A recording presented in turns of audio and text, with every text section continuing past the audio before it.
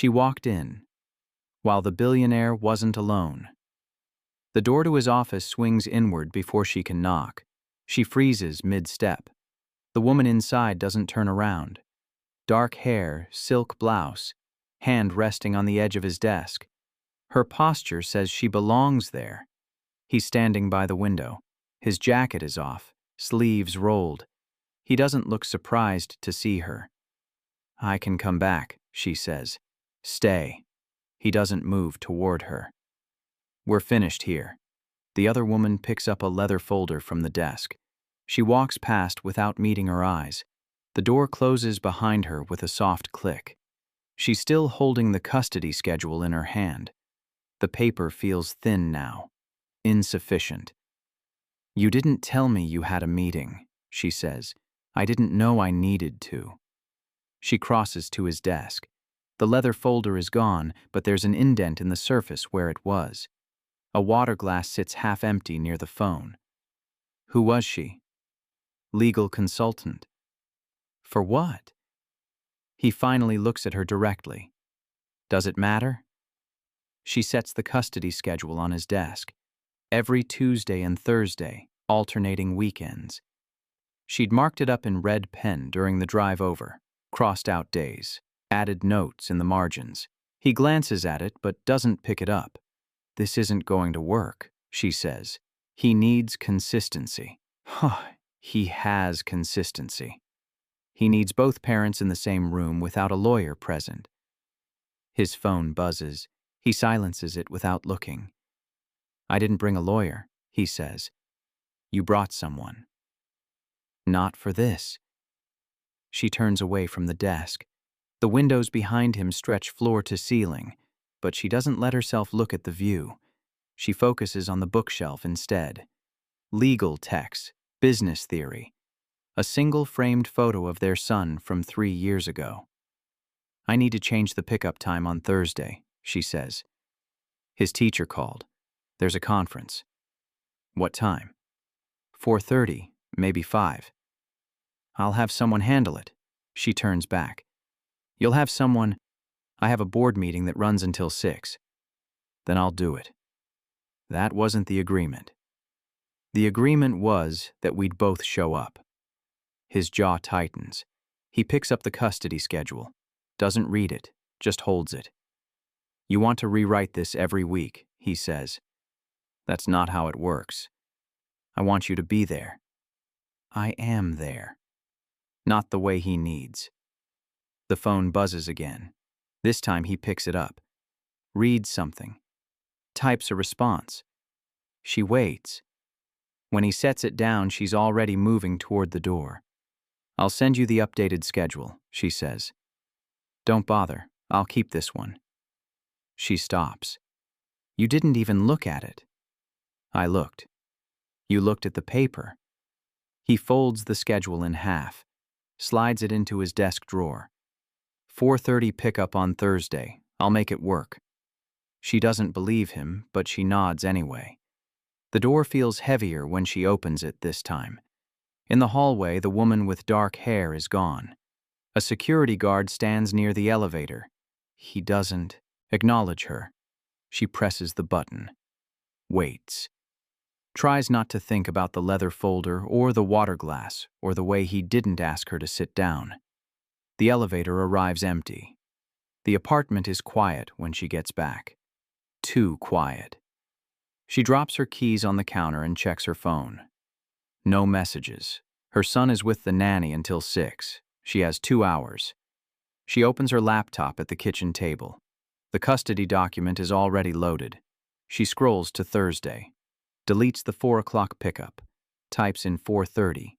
Hesitates. Changes it to 5. Her phone rings. Unknown number. "Hello?" "Mrs. Chen." She doesn't correct the name. "Yes. This is Patricia Gould. I'm calling from the Riverside Academy Parent Association. We have you listed as the emergency contact for your son. Is he okay?" "He's fine, but we need to speak with you about an incident from this morning." She closes the laptop. "What kind of incident?" "He had an altercation with another student. Nothing physical, but the teacher felt it was best to notify both parents. What happened? The other child brought in a family photo for show and tell. Your son told him that not everyone has two parents in the same house. She presses her fingers against her temple. And? The other child became upset. Your son said he was just telling the truth. He was. There's a pause. Yes. But the teacher would like to schedule a meeting to discuss how we can support him during this transition. I'll talk to him. We'd prefer to have both parents present. I'll see what I can do. The meeting is scheduled for Monday at 3. Will that work? I'll be there. And your husband? I'll ask him. Another pause. Thank you, Mrs. Chen. The call ends. She sets the phone down. Stares at the custody document on her screen. Monday at 3 isn't on the schedule. Monday is his day. She picks up the phone again, scrolls to his contact. Her thumb hovers over the call button. She sets it down instead. Her son comes through the door at 6:15. The nanny apologizes for being late. Traffic on the bridge. It's fine, she says. The nanny leaves. Her son drops his backpack by the door and walks straight to the refrigerator. How was school? She asks. Fine. Anything interesting happen? He pulls out a juice box, doesn't look at her. No. She sits down at the table. Waits. He brings the juice box over and sits across from her. Your teacher called, she says. His expression doesn't change. Okay. She said you told someone that not everyone has two parents in the same house. I did. Why? Because it's true. She reaches across the table. He doesn't pull away when she touches his hand. It is true, she says. But maybe we should talk about when it's helpful to say things like that. You said I should always tell the truth. I did. And you should.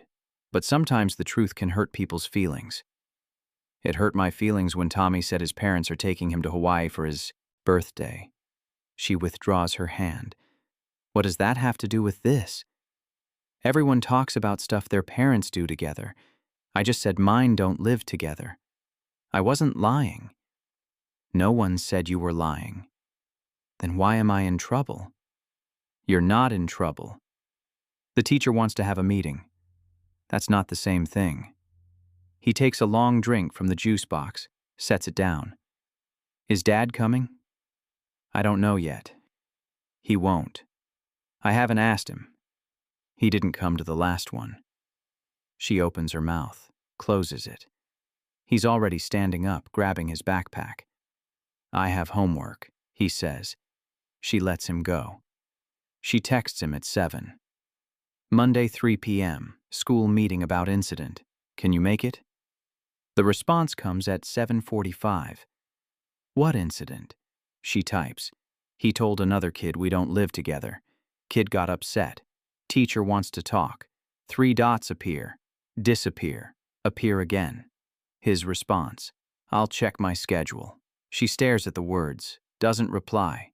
At 8, she puts her son to bed. He asks if his father called. She says no, but he might tomorrow. He's busy, her son says. He is. Too busy for a meeting. We don't know that yet. Her son rolls over, faces the wall. Yeah, we do. She sits on the edge of the bed, puts her hand on his shoulder. He doesn't shrug it off, but he doesn't lean into it either. Good night, she says. Night. She leaves the door cracked open. The hallway light spills into his room. In the kitchen, she opens her laptop again. The custody document is still there. Monday at 3, she adds it in red, saves the file. Her phone stays silent. Tuesday morning arrives with rain. She drives her son to school. He doesn't talk. She doesn't push. At pickup, he's standing under the awning with his backpack. His jacket is unzipped. Zip up, she says when he gets in the car. He zips it halfway. She doesn't argue. Is Dad picking me up Thursday? He asks. Yes. What time? 5. He said 4:30 last time. I know, I changed it. Did you tell him? She glances at him in the rearview mirror. I will. He's going to be mad. He'll understand. Her son doesn't respond. He's looking out the window. She focuses on the road.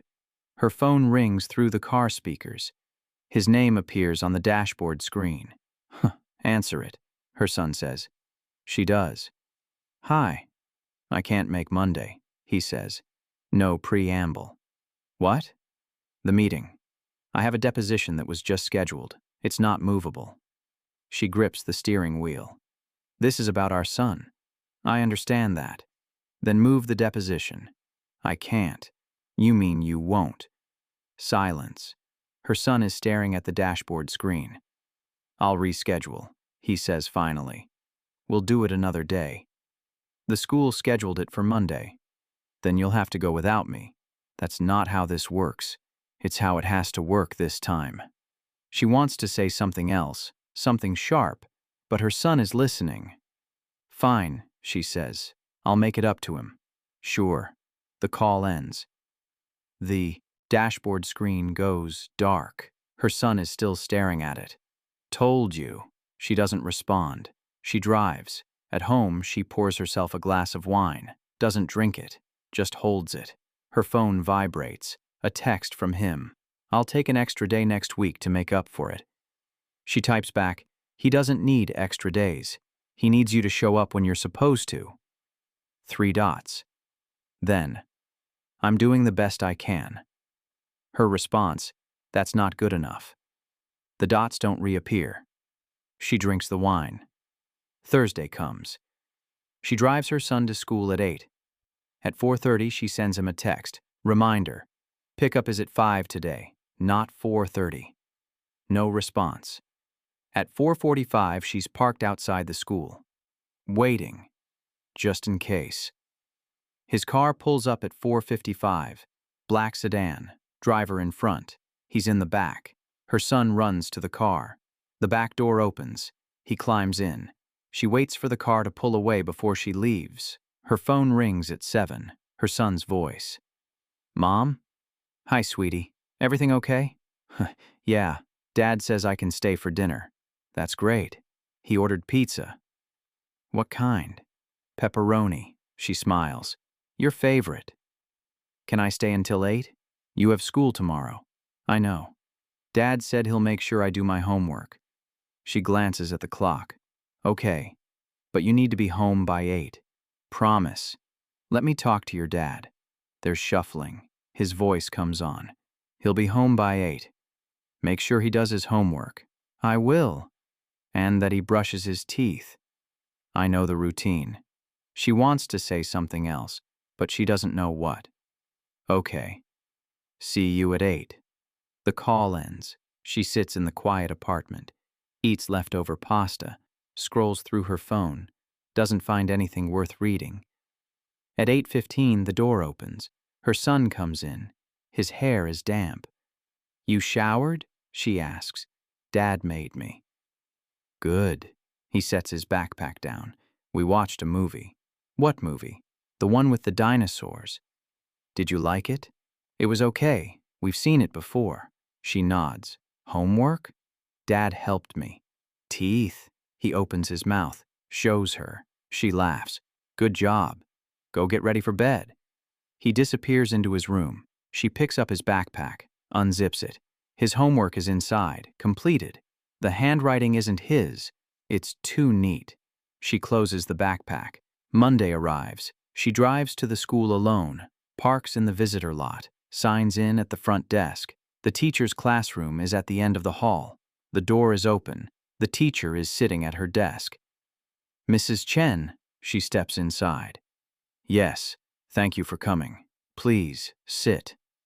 She sits in one of the small chairs meant for children. Her knees press against the desk. Is your husband joining us? The teacher asks. No, he had a conflict. The teacher's expression doesn't change, but something shifts. I see. I can relay everything to him. Of course. The teacher opens a folder. Your son is doing well academically, but we've noticed he's been more withdrawn lately. Withdrawn how? He doesn't participate in group activities the way he used to, and there have been a few incidents like the one last week. He told another child the truth. Yes, but the way he said it was pointed. He's 7. I understand. But he's processing a lot right now. The separation is affecting him. She shifts in the small chair. I know that. We'd like to suggest some resources. A counselor who works with children going through family transitions. I'll think about it. The teacher slides a pamphlet across the desk. It might help him express what he's feeling. She takes the pamphlet, doesn't look at it. Anything else? Just that we're here to support him. And you. Thank you. She stands. The teacher walks her to the door. Mrs. Chen? She turns. It's okay to ask for help. She nods. Leaves. In the car, she tosses the pamphlet on the passenger seat. Doesn't drive immediately. Just sits. Her phone rings. His name. She answers. I'm leaving the school now. How did it go? Fine. She thinks he needs counseling. Pause. Do you agree? I don't know. What did she say exactly? That he's withdrawn. That he's processing the separation. So send him to a counselor. It's not that simple. Why not? Because he needs his parents to figure this out, not a stranger. We're trying. Are we? Silence. I'm doing everything I can, he says. Except show up. I told you I had a deposition. You have a lot of those. That's my job. And being his father? I'm not doing this with you right now. When then? I'll call you later. The call ends. She starts the car. Drives home. At pickup the next day, her son gets in the car and immediately asks, what did the teacher say? That you're doing great in school. What else? That you seem quiet lately. He looks out the window. I'm fine. Are you? Yeah. She drives for a few blocks. The teacher gave me some information about a counselor, someone who talks to kids. I don't need a counselor. It might help. I don't need help. I need Dad to stop being busy all the time. She doesn't have a response to that. The following Tuesday, she drops her son at school and drives to her office. She works in a small firm downtown, marketing. She's been there 6 years. Her desk is covered in proofs for a new campaign. She tries to focus. Can't. Her phone sits face up next to her keyboard. At 10, a text from him. Can we talk? She types, now? His response, lunch. 12:30. Same place. She stares at the message. Types back, okay. The restaurant is 2 blocks from her office. She arrives at 12:35. He's already there. Corner booth. Water on the table. She slides into the seat across from him. You're late, he says. Traffic. You work 2 blocks away. She doesn't respond. The waiter comes over. She orders a salad. He orders nothing. I already ate, he explains. Then why are we here? He slides a document across the table. It's clipped together. Official letterhead. What is this? She asks. A proposal. She opens it, reads the first page, looks up. You want to change the custody agreement? I want to formalize it. It's already formal. Not legally. Not in a way that holds up if one of us decides to challenge it. She sets the document down. I'm not challenging anything. I know. But we should protect both of us. From what? From things changing. She leans back. What things? He doesn't answer immediately. He's looking at his water glass, turning it in slow circles. I'm seeing someone, he says. The restaurant noise fades. She hears her own breathing. Who? That's not relevant. It is if she's going to be around our son. She won't be. Not yet. Not yet. He finally looks at her. I'm trying to be honest with you. You're trying to lock in custody terms before I can object. That's not what this is. She picks up the document, flips through it, sees the signatures at the bottom. His is already there. You signed this? She asks. It's standard. You didn't tell me you were seeing anyone. I'm telling you now. She stands. leaves the document on the table. I need to think. There's nothing to think about. It's the same schedule we've been using. Except now it's permanent. That's the point. She walks out before he can say anything else. At home, she sits with her laptop, opens the custody file, compares it to the document he gave her, line by line. It's identical. Every pickup time, every holiday, every detail. But there's an addendum, page 12, a clause about introducing new partners to their son. She has to notify him 30 days in advance. He has to notify her 30 days in advance, except he's already seeing someone. And he's just now telling her. She closes the laptop, calls him. He answers on the second ring. Did you read it? Page 12. Pause. What about it? The 30-day notification. You're already in violation. We haven't been together 30 days. How long? 3 weeks. Close enough. It doesn't matter. She hasn't met him. But she will. Eventually. Who is she? I told you. That's not relevant. Was she the woman in your office? Silence. She was, she says. It doesn't matter. You had her in your office while we were still figuring this out. We weren't together then. But she was already there. I'm not doing this. Then don't ask me to sign anything. She hangs up. Her son asks about the document at dinner. What was Dad talking to you about? Just schedule stuff. He said you're mad at him. She sets down her fork. When did he say that? Yesterday, when he picked me up. What else did he say? That you and him don't agree on some things, but it's not my fault. She reaches across the table, takes his hand. It's not your fault. Then why are you mad? I'm not mad. Yes, you are. She doesn't argue.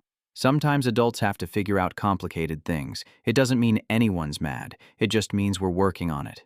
Are you working on it or fighting about it? Both. He pulls his hand back. I don't want you to fight. We're not fighting. But you're mad. She doesn't know what to say. He's already standing, taking his plate to the sink. I have homework, he says. She lets him go. That night, she reads the document again. The 30-day clause, the legal language, the finality of it. She picks up her phone. Text him. I'll sign it. But you notify me before she meets him. No surprises. His response comes immediately. Agreed. She sets the phone down. Feels nothing. Friday afternoon, she's at her desk when her assistant knocks on the door. Someone's here to see you. Who? She didn't give a name. Said it's personal. She closes her laptop. Send her in. The woman who walks through the door is the same one from his office. Dark hair, silk blouse. She carries a purse, not a briefcase. I'm sorry to bother you at work, the woman says. But we need to talk. She gestures to the chair across from her desk. Sit. The woman sits, crosses her legs, doesn't look nervous. I'm Natalie, she says. She doesn't give her own name, just waits. I know this is awkward, Natalie continues, but I wanted to introduce myself before things got more serious. More serious, yes. And things are serious now? Natalie hesitates. We're seeing where it goes. You're in his office. You're meeting his ex-wife. That sounds serious. I wanted to be respectful. Respectful would have been staying away until the divorce was final. It is final. She leans back in her chair. The papers were signed 2 months ago. You've been seeing him for 3 weeks. Do the math. Natalie's expression shifts. Less confident. He told me you were separated for over a year. We were. Then I don't understand the issue. The issue is that you're sitting in my office acting like we're friends. I'm not trying to. What are you trying to do? Natalie stands. I wanted you to hear it from me. That I care about him, and that I'll be good to your son when the time comes. You don't know my son. Not yet, but I will. She stands too. Not without my approval. That's not how this works. Actually, it is. Page 12. 30-day notification. I have to approve anyone who spends time with him. Natalie's jaw tightens. He didn't mention that. Ask him about it. Natalie picks up her purse, walks to the door, stops. I'm not trying to replace you. Good. Because you can't. Natalie leaves. She sits back down. Stares at the door. Her hands are shaking. She presses them flat against the desk until they stop. At home, she pours a glass of wine, drinks half of it standing at the counter. Her phone rings. His name. She answers. Your girlfriend came to my office. I know, she told me. Did you send her? No, she did that on her own. Tell her not to do it again. She was trying to be respectful. She was trying to mark territory. Pause. You're reading into this. Am I? Because it feels like you're moving her into our son's life without asking me first. I'm following the agreement. 30 days. She hasn't met him. But she will. Eventually. And you think I'm just going to say yes? You don't have a choice. The agreement says I can introduce him to anyone I'm in a committed relationship with. You just get notification. She sets down the wine glass. Committed relationship. 3 weeks. It's been longer than that. You said 3 weeks. I said we've been officially together 3 weeks. We've known each other longer. How much longer? Silence. How much longer? She repeats. 6 months. The room tilts. She grips the counter. 6 months. We were just friends. Were you friends when I walked into your office and she was standing at your desk? Yes. Were you friends when we were still married? We were separated. That's not what I asked. I didn't do anything wrong. You're a liar. I'm trying to move forward. By rewriting history. By building something new. She hangs up. Turns off her phone. Finishes the wine. Saturday morning, her son wakes up early. Finds her on the couch. She didn't sleep. Did you sleep here? He asks. Just for a little while. He sits next to her. Are you okay? I'm fine. You look sad. She puts her arm around him. Pulls him close. I'm not sad. Then why were you on the couch? Sometimes grown-ups need to think. About what? Boring stuff. He doesn't push, just leans against her. They sit like that until the sun comes fully through the windows. Monday, she signs the custody document, scans it, emails it to him, doesn't add a message. His response, received, thank you. She deletes the email. 2 weeks pass. She picks up her son from school, takes him to the park, watches him climb on the equipment. Her phone stays in her pocket. At home, they make dinner together, pasta, garlic bread. He tells her about a project at school. She listens. At bedtime, he asks, Is Dad seeing someone? She sits on the edge of his bed. Why do you ask? Kids at school said their parents are dating people. Some people do that after they separate. Is Dad? She doesn't want to lie. Yes. Are you? No. Why not? Because I'm focused on you right now. He rolls over, faces the wall. I don't want to meet her. You don't have to. Not until you're ready. What if I'm never ready? She puts her hand on his shoulder. Then we'll figure it out. He doesn't respond. She stays until his breathing slows. Then she leaves the door cracked and walks back to the kitchen. Her phone is on the counter. A text from him. We need to talk about introducing her to him. Can we meet? She types back. When? His response. Tomorrow. Lunch. Same place. She stares at the message, considers saying no. Types. Fine. The restaurant is crowded. He's late. She orders coffee, waits. He arrives at 1, sits across from her. No apology. Yeah, thanks for meeting, he says.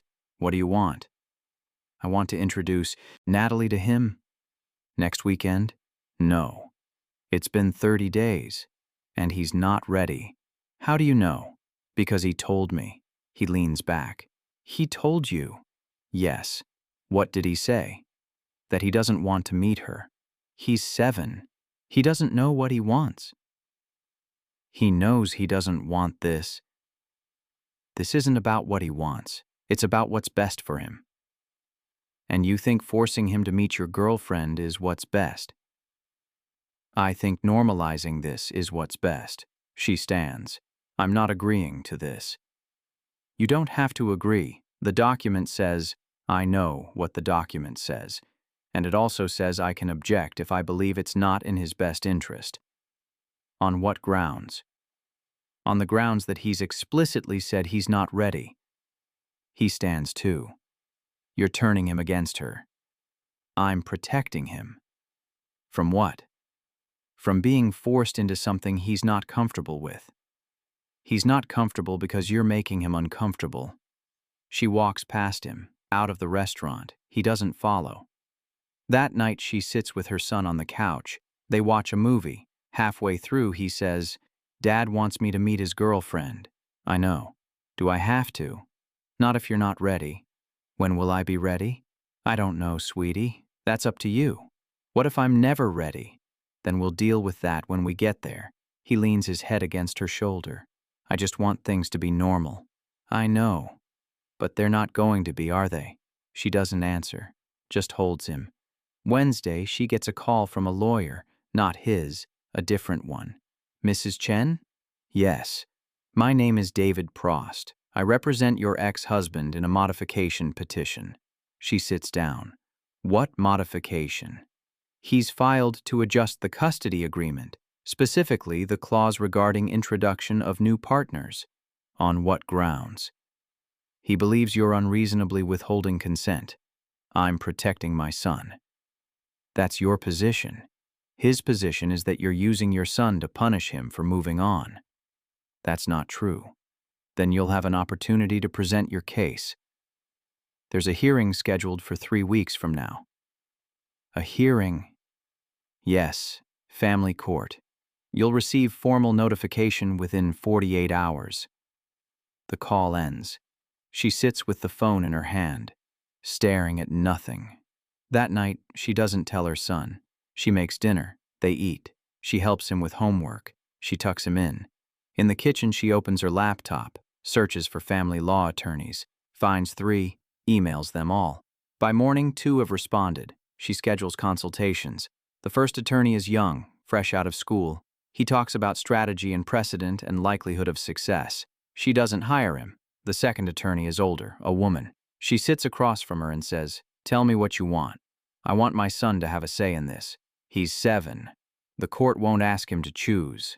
I'm not asking him to choose. I'm asking him to be heard. The attorney nods. I can work with that. She hires her. The hearing is scheduled for November 15th, 3 weeks away. She tells her son there's a meeting about their schedule. He doesn't ask questions. At night, she reviews documents with her attorney, prepares statements, tries to sleep. Her ex-husband doesn't call, doesn't text, communicates only through his lawyer. The days blur together.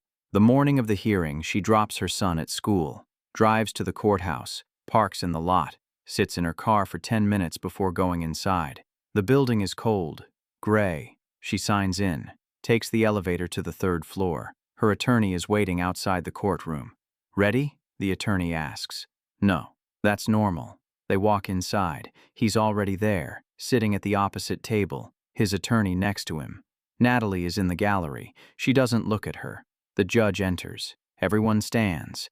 The hearing begins. His attorney speaks first, presents the case, says she's obstructing the custody agreement, using their son as leverage, preventing him from building a healthy relationship with his new partner. Her attorney responds, says their son explicitly stated he's not ready, that forcing the introduction would cause harm, that the agreement allows for objections based on the child's best interest. The judge listens, takes notes, asks questions. Has the child been evaluated by a professional? The judge asks. No, Your Honor, her attorney says, but he's expressed his feelings to his mother. And to his father? Silence. Has he expressed these feelings to his father? The judge repeats. Her attorney looks at her. She shakes her head. No, Your Honor, her attorney says. The judge makes another note. I'm ordering a custody evaluation. A neutral third party will interview both parents and the child. We'll reconvene in 6 weeks. The gavel comes down. Outside the courthouse, her attorney touches her arm. This is good. The evaluation will support your position. Will it? If your son says what you say he says, yes. She walks to her car, doesn't look back. At pickup, her son gets in the car and asks, "How was your meeting?" "Fine." "About what?" "Just schedule stuff." "With Dad?" "With a judge." He looks at her. "Why?" "Because we needed someone to help us figure some things out." "What things?" She drives, doesn't answer immediately. "When you'll meet your dad's girlfriend." His face goes pale. "I have to meet her?" "Not yet. But someone's going to talk to you about it first." "Who?" "A person who helps families, like a counselor." "I don't want to talk to anyone." "I know, but it's important." "Why?" "Because your feelings matter." He turns toward the window. Doesn't speak the rest of the drive. The evaluator's office is in a building downtown. Neutral colors, soft furniture, toys in the corner. The evaluator is a woman in her 50s. She greets them at the door, shakes her hand first, then her son's. "You must be Jordan," she says. Her son nods. "I'm Dr. Mills. I'm going to ask you some questions today. Is that okay?" He looks at his mother. She nods. "Okay," he says. Dr. Mills leads him into another room, closes the door. She sits in the waiting area, stares at the wall, checks her phone. 30 minutes pass, then 40. The door opens. Her son comes out. He doesn't look at her. "Thank you, Jordan," Dr. Mills says. "You did great." She stands. "Can I take him home?" "Of course. I'll need to meet with you separately tomorrow." "And with his father later this week." "When will we know the results?" "I'll submit my report to the court in 2 weeks." She takes her son's hand. They leave. In the car, he's silent. She doesn't push. At home, he goes straight to his room, closes the door. She stands in the hallway, listens, hears nothing. Her meeting with Dr. Mills is the next afternoon. She answers questions about the custody arrangement, about her son's behavior, about her objections. "Why do you believe he's not ready?" Dr. Mills asks. "Because he told me." "Did he give a reason?" "He said he wants things to be normal." "What does normal mean to him?" "I think it means the way things were before." Dr. Mills makes a note. "And you believe introducing him to his father's partner would disrupt that?" "I believe it would force him to accept something he's not ready to accept." "Do you believe he'll ever be ready?" She hesitates. "I don't know." Dr. Mills sets down her pen. "Mrs. Chen, children are resilient. They adapt, sometimes faster than we expect. I know that. But you're still hesitant." "I'm hesitant because I'm his mother, and I can see that he's struggling." "Struggling how?" "He's quieter. He doesn't talk about his father the way he used to. He's pulling away." "From you or from his father?" "From both of us." Dr. Mills picks up her pen again, writes something. "Thank you for your time."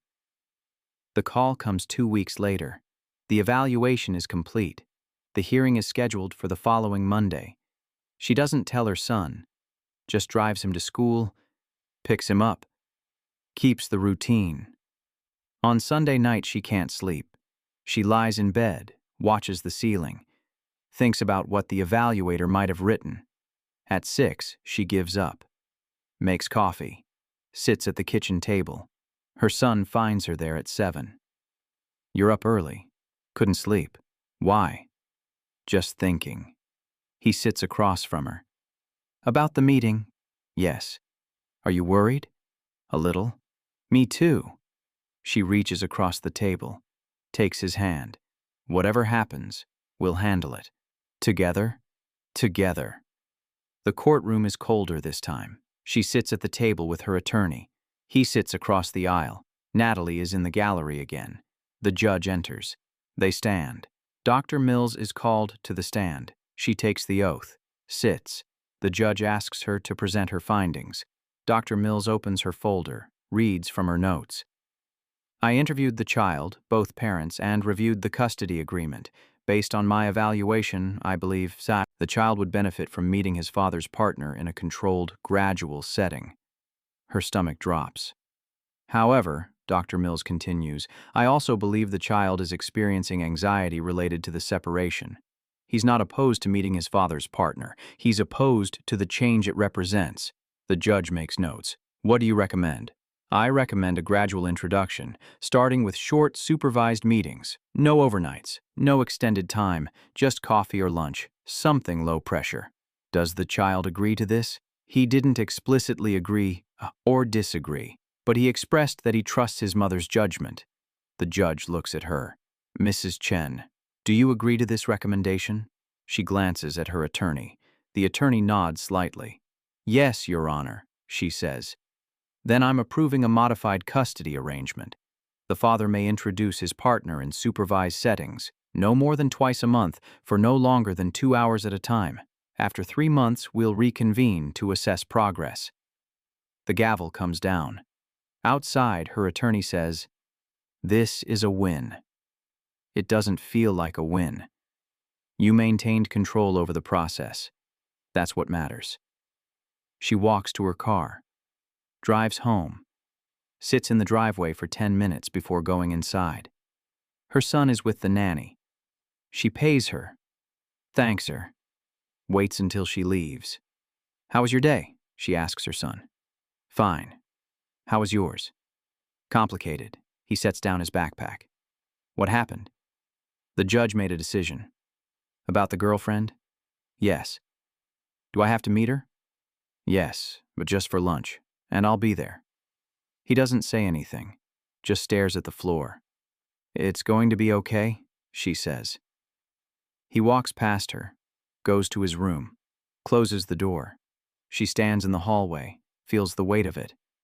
The first meeting is scheduled for Saturday. Noon, a cafe near the park. She drives her son there. Parks. Walks him inside. He's already there. Natalie next to him. Her son grips her hand. She squeezes back. They sit at the table. Natalie smiles. Hi, Jordan. Her son doesn't respond. It's nice to finally meet you, Natalie says. Still nothing. His father leans forward. Jordan, say hello. Her son looks at her. She nods. Hello, he says quietly. The waitress comes over, takes orders. Leaves. The silence stretches. Natalie tries again. Your dad tells me you like dinosaurs. Sometimes. I like dinosaurs too. My favorite is the Triceratops. That's not a real favorite. Natalie blinks. What do you mean? Everyone says Triceratops. It's the easy answer. His father's jaw tightens. Jordan.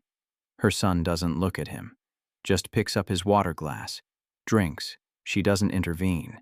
The food arrives. They eat in silence. Her son finishes quickly, sets down his fork.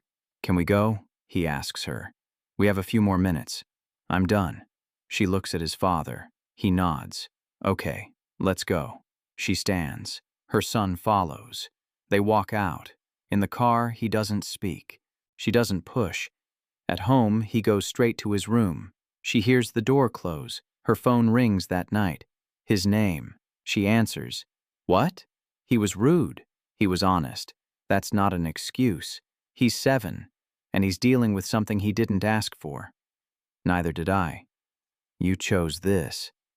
I chose to move on. I didn't choose for him to reject Natalie. She's a stranger to him. She won't be if you stop undermining this. I'm not undermining anything. I'm letting him feel what he feels. You're encouraging it. I'm supporting him by making me the villain. You're making yourself the villain. He hangs up. She sets the phone down, stares at the ceiling. The second meeting is 2 weeks later. Same cafe, same setup. Her son is quieter this time.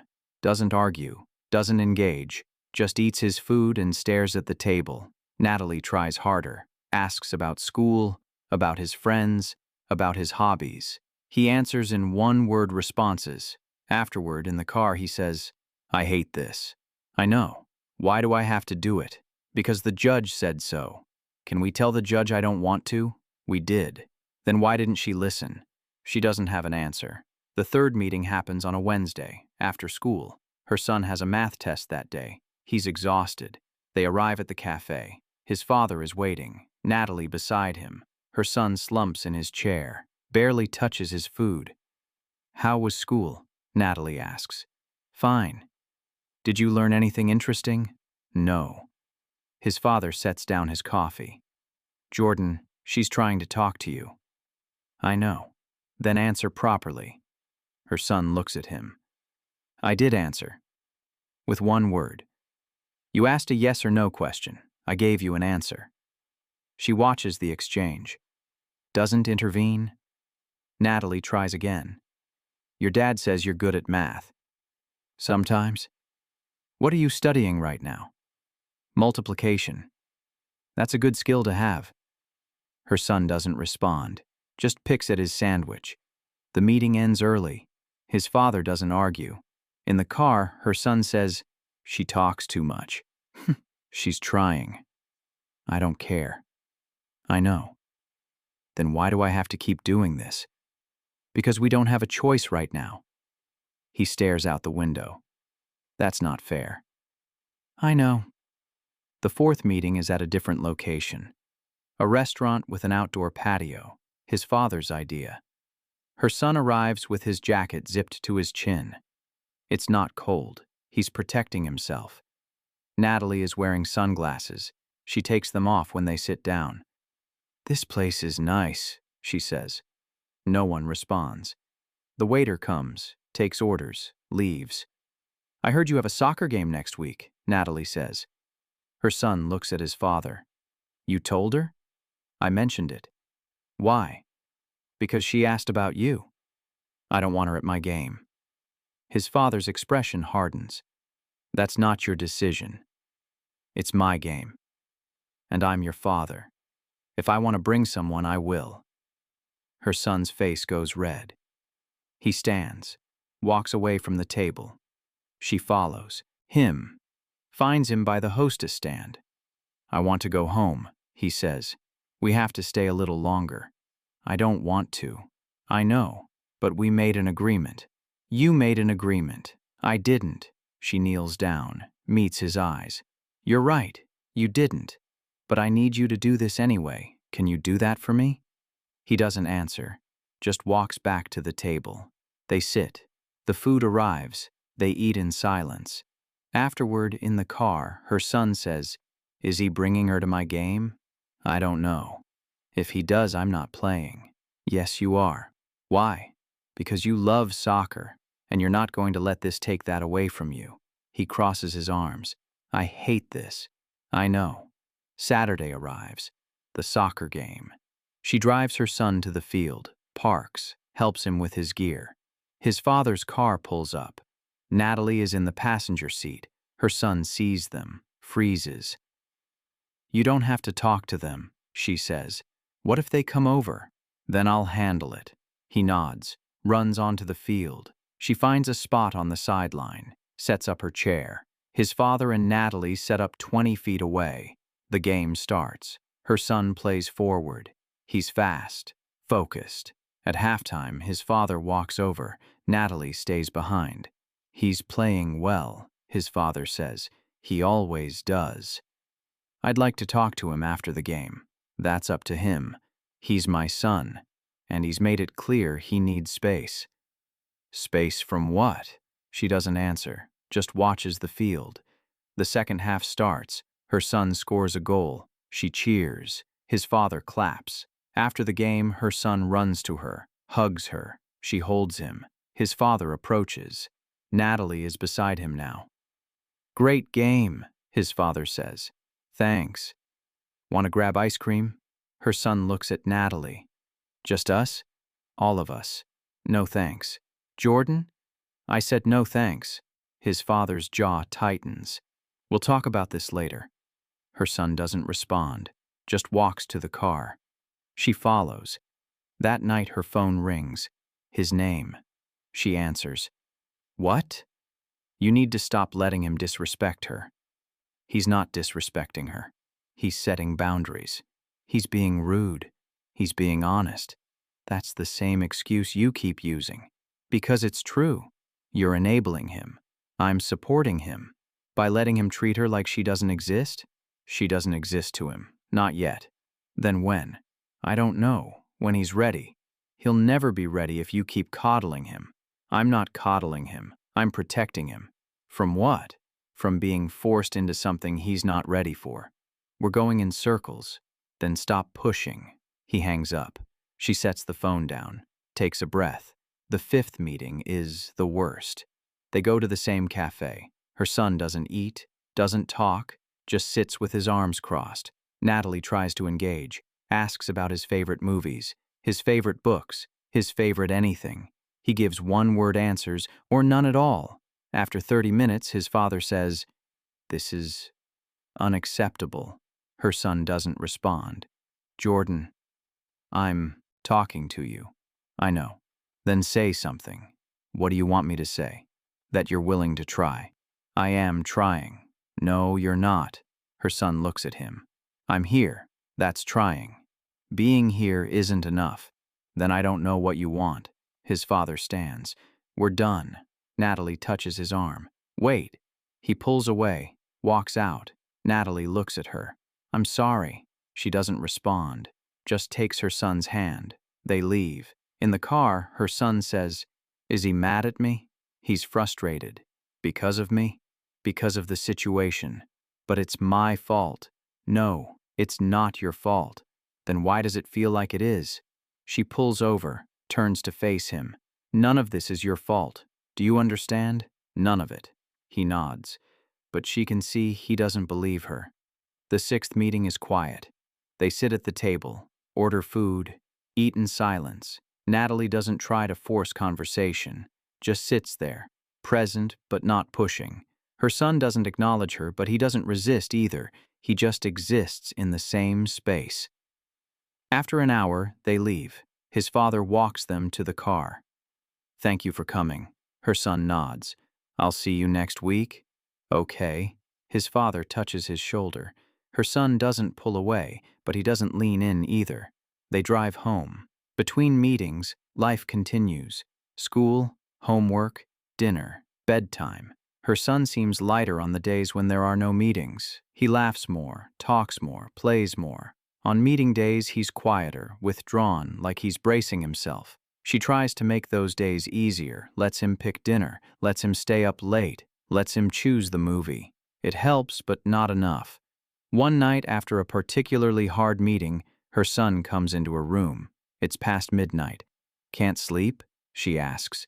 "No." She lifts the blanket. He climbs in beside her. "What's wrong?" she asks. "I don't know." "Is it about the meetings?" "Kind of." "Want to talk about it?" He's quiet for a long time. Then, "I don't hate her. I know. But I don't like her either." "That's okay." "Is it?" "Yes." "Then why does everyone keep trying to make me like her?" "Because they think it'll be easier if you do." "But it won't be." "How do you know?" "Because she's not you, and she's not Dad. She's just someone." She pulls him closer. "You don't have to like her. You just have to be respectful." "I am." "I know you are." He's quiet again. Then, "Do you think Dad loves her?" "I think he cares about her." "More than he cares about me?" "No, never more than you." "Then why does it feel like he does?" She doesn't have an answer, just holds him until he falls asleep. The follow-up hearing arrives. Dr. Mills is called again. She reports minimal progress, says the child is complying but not engaging. The judge asks her son's father, "Do you wish to continue with these meetings?"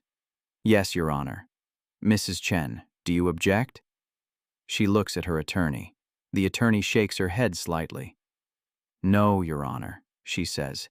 "Then we'll continue with the current arrangement. We'll reconvene in 6 months." The gavel comes down. At home, her son asks, "Is it over?" "Not yet." "When will it be over?" "I don't know." He goes to his room. She hears the door close. She sits at the kitchen table, opens her laptop, stares at the custody document, closes it. Her phone rings. Her attorney. "I know this isn't what you wanted," the attorney says. "It's not about what I wanted." Then what is it about? It's about him, and he's miserable. He's adjusting. He's shutting down. Give it time. How much time? The attorney doesn't answer. 6 months later, the final hearing. Dr. Mills reports continued minimal engagement. The judge asks her son's father if he wants to continue. He looks at Natalie. She's in the gallery again. She nods. "No, Your Honor," he says. The courtroom goes silent. "You're withdrawing your petition?" the judge asks. "Yes." "On what grounds?" "On the grounds that it's not working, and I don't want to force something that's causing harm." The judge looks at her. "Mrs. Chen, do you have anything to add?" "No, Your Honor." "Then this matter is closed. The original custody agreement remains in effect." The gavel comes down. Outside, she doesn't look for him, just walks to her car, drives home. Her son is with the nanny. She pays her, thanks her, waits until she leaves. "It's done," she tells her son. "What's done?" "The meetings. You don't have to do them anymore." He looks up. "Really?" "Really." He doesn't smile, just nods. "Okay. Are you okay?" "Yeah." "You sure?" "Yeah." He goes to his room. She hears the door close. She stands in the kitchen, feels the quiet. That night, her phone rings. His name. She answers. "Thank you." "Don't thank me." "Why did you do it?" "Because he's my son, and I could see what it was doing to him." "What about Natalie?" "She'll understand." "Will she?" "She'll have to." Silence. "I'm sorry," he says. "For what?" "For all of it?" She doesn't respond. "I thought I was doing the right thing," he continues. "I know. But I wasn't." "No." "Can we start over?" "I don't know." "Can we try?" She looks at her son's closed door. "For him. For him." The call ends. She sits at the table, stares at nothing, feels something shift. The days after the final hearing are strange, quiet in a different way. Her son goes to school, comes home, does his homework. No meetings to prepare for. No anxiety about the weekend. She watches him carefully, looking for signs. Relief. Sadness. Something. He seems the same. Maybe a little lighter. On Thursday, his father picks him up for their regular day. Her son gets in the car without hesitation. Waves goodbye. She watches them drive away. Feels something settle. That night when he comes home, she asks, "How was it?" "Good." "What did you do?" "Played video games. Ordered pizza." "Just the two of you?" "Yeah," she nods. "I'm glad." He goes to his room. She hears music playing. Soft. Not loud enough to disturb. Friday night, her phone rings. His name. She answers. "Hi, can we talk?" "We are talking." "I mean in person." She hesitates. "About what?" "About moving forward." "Okay, when?" "Tomorrow, after I drop him off." "Okay." Saturday afternoon, her son comes through the door, drops his backpack, heads to his room. "How was it?" she asks. "Fine." "Just fine?" "Good." She lets him go. 10 minutes later, there's a knock on the door. She opens it. He's standing there. No Natalie. "Can I come in?" he asks. "Sure." He steps inside, looks around. "It's been a while since I've been here." "Yeah." They stand in the entryway, awkward. "Do you want to sit?" she asks. "Sure." They move to the living room, sit on opposite ends of the couch. "Thanks for ending it," she says. "I should have ended it sooner." "Why didn't you?" "Because I thought I was right. I thought if I pushed hard enough, it would work. But it didn't." "No." Silence. "What about Natalie?" she asks. "We're taking a break." "Because of this?" "Because she deserves someone who can put her first, and right now, I can't do that." "Because of him."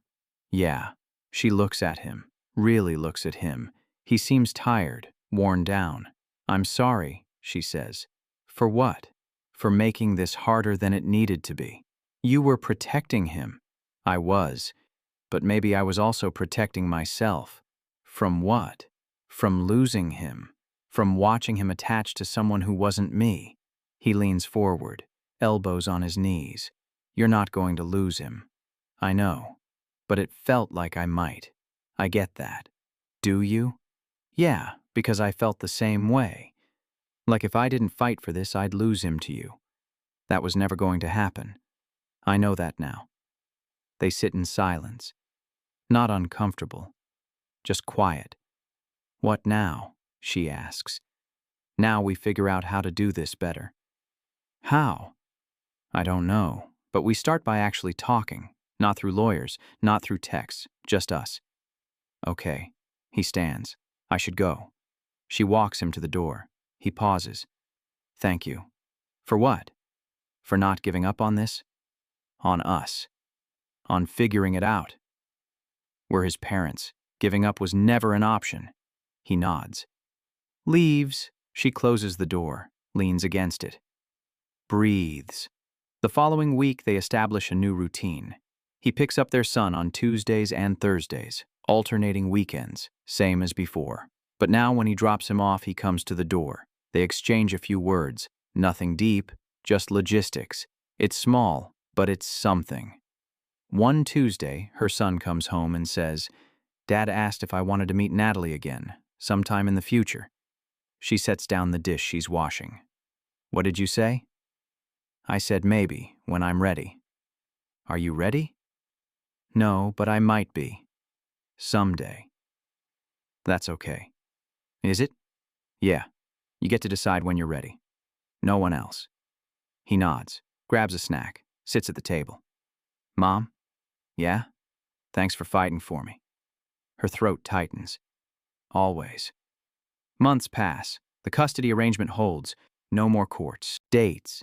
No more evaluations. Her son grows, gets taller. His voice changes slightly. He's not a little kid anymore. One day he comes home from his father's place and says, I met Natalie again. She stops stirring the pot on the stove. You did? Yeah, she came over for dinner. How was it? Weird, but not terrible. Did you talk to her? A little. She asked about school. I told her about my science project. That's good. Yeah? He grabs a plate, serves himself, sits down. She's not so bad, he says. No? No. I still don't want her to replace you or anything. But she's okay. I'm glad.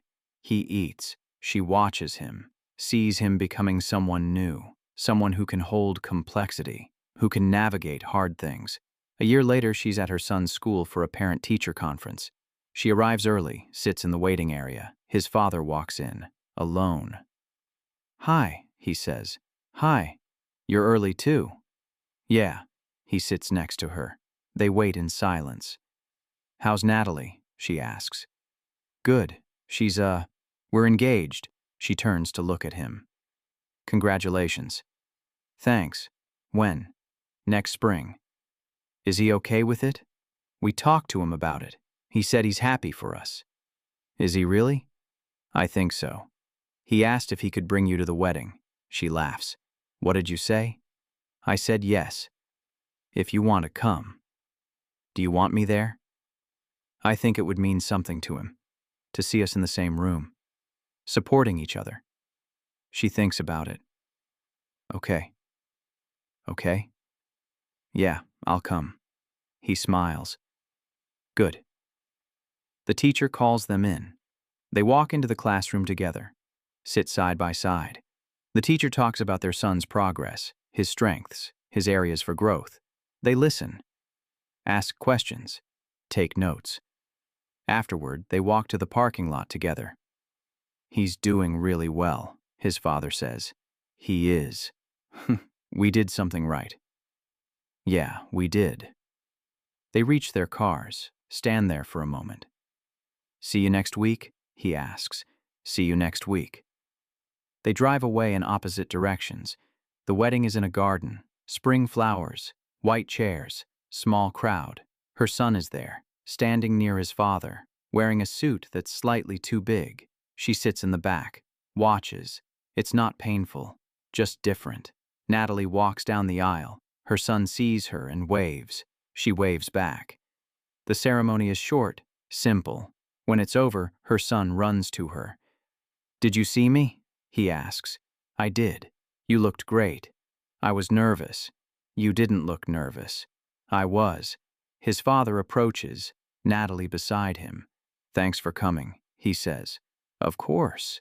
Natalie extends her hand. "Thank you for being here. It means a lot." She shakes it. "Congratulations." They stand there, the four of them, a strange constellation. "We should get a picture," her son says. "All of us?" his father asks. "Yeah." They find someone to take the photo. Stand together. Smile. The camera clicks. That night, her son comes home with her. They sit on the couch, eat leftover cake. "That was weird?" He says, "Yeah, but good weird." "Yeah, I'm glad you came." "Me too." He leans his head against her shoulder. "Things are different now." "They are. But we're okay." "We are." He closes his eyes. She feels his breathing slow. Outside, the city is quiet. Inside, the apartment is warm. She sits in the silence. Breathes. For the first time in years, she feels whole. If you enjoyed this story, subscribe to Mr. Douglas Tales, where powerful stories unfold one moment at a time.